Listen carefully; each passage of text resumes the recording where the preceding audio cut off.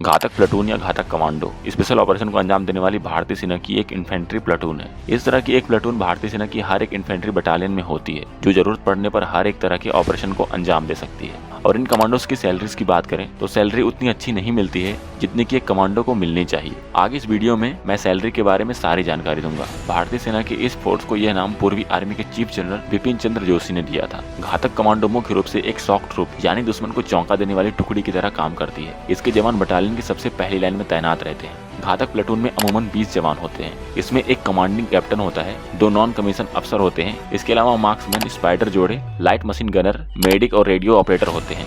बाकी बचे सैनिक असॉल्ट ट्रूप के तौर पर काम करते हैं। सेना के सबसे तेज तर्रार सैनिक को घातक प्लेटून में शामिल किया जाता है। घातक का रोल ट्रूप्स के साथ दुश्मन के ठिकानों पर बटालियन की मदद के बिना हमला करना है। इनका ऑपरेशनल रोल अमेरिका की scout sniper platoon, US marine की एसटीएफ प्लेटून और ब्रिटिश आर्मी की पेट्रोल्स प्लेटून की तरह होती है। ये उन लोगों का प्लेटून होता है जो अपनी यूनिट के सबसे तगड़े जवान माने जाते हैं। इन लोगों को जूडो, कराटे, किक बॉक्सिंग और मार्शल आर्ट जैसी तकनीक सिखाई जाती है। ये सैनिक बिना हथियारों के लड़ते हैं। हथियारों की भी इनके पास बेहतरीन ट्रेनिंग होती है। लोगों के बीच ये गलत फहमी है कि ये सैनिक सिर्फ बिना हथियारों के युद्ध में हिस्सा लेते हैं, लेकिन सच ये है कि इनके पास दूसरे सैनिकों की तरह हथियारों की भी ट्रेनिंग होती है। निहत्थे लड़ना तो इनकी एक अलग दूसरी खूबी है। प्लेटून में चुना जाना किसी भी जवान के लिए गर्व की बात होती है, क्योंकि वे अपने यूनिट के सबसे तगड़े जवान माने जाते हैं। बिना हथियारों के लड़ने की काबिलियत के अलावा उन्हें शूटिंग करने की, पानी, कचरे और दलदल जैसी मुश्किल जगहों पर की ट्रेनिंग दी जाती है। वहीं घातक प्लेटून में चुनाव के लिए उपलब्ध होने का फैसला खुद सैनिक का होता है। इन सभी लोगों में जो सबसे अच्छे सैनिक होते हैं उन्हें प्लेटून में जगह दी जाती है। इसके अलावा ये सैनिक कई दूसरी तरह की कठिन ट्रेनिंग से भी गुजरते हैं। यूनिट के सैनिकों को नक्शा समझने, कम राशन और बीहड़ इलाकों में रहने के लिए सर्वाइवल ट्रेनिंग भी दिया जाता है।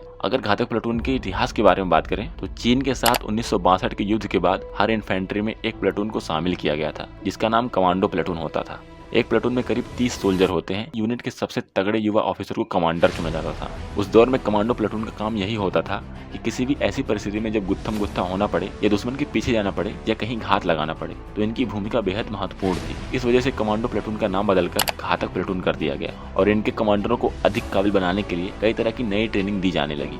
अब इस वीडियो में इतना जानने के बाद लोगों के मन में एक सवाल तो ये भी आया होगा कि घातक कमांडो बनने के लिए क्या करना पड़ता है। तो होता कुछ ऐसा है कि कमांडो रक्षा बलों की स्पेशल फोर्सेस होते हैं, जिसके लिए डायरेक्ट एंट्री आमतौर पर नहीं होती है। घातक कमांडो इंडियन आर्मी की फुल ट्रेन फोर्स मानी जाती है। यदि आप आर्मी में घातक कमांडो का हिस्सा बनना चाहते हैं तो पहले आपको आर्मी में सोल्जर या ऑफिसर के रूप में सिलेक्शन पाना होगा। और वैसे भी इंडियन आर्मी समय समय पर घातक कमांडो की भर्ती के लिए नोटिफिकेशन जारी करती रहती है, जो हर युवा सोल्जर के लिए हमेशा एक सुनहरा मौका होता है। कोई भी वर्किंग सोल्जर या ऑफिसर घातक कमांडो बनने के लिए स्पेशल फोर्सेस रेजिमेंट में 6 महीने की ट्रेनिंग के लिए अप्लाई कर सकता है, जिसके बाद इनका फिजिकल और मेंटल हेल्थ जांचने के बाद सबसे अव्वल दर्जे के सोल्जर्स को इस ट्रेनिंग के लिए चुना जाता है। और इनके सैलरी की बात करें कि कितनी सैलरी मिलती है तो करीब 60 से 70 हजार तक इनकी सैलरी मिलती है, जो कि बहुत कम है, क्योंकि एक सोल्जर की सैलरी कम से कम 5 लाख पर मंथ होनी चाहिए, जो अगर देखें तो भी सोल्जर्स के सेक्रीफाइसेस के आगे बहुत कम है।